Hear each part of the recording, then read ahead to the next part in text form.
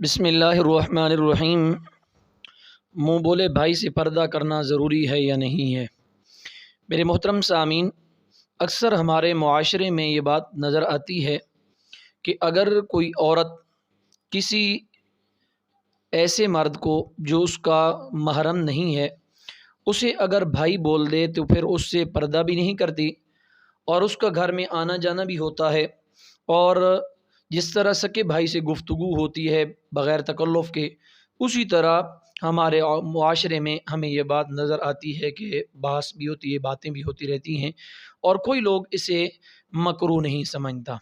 याद रखना, अगर शरीयत की रूह से देखा जाए तो इस्लाम में मुँह बोले भाई की हैसियत बिल्कुल एक अजनबी शख्स की तरह है। इस्लाम में उससे पर्दा करना ज़रूरी होगा।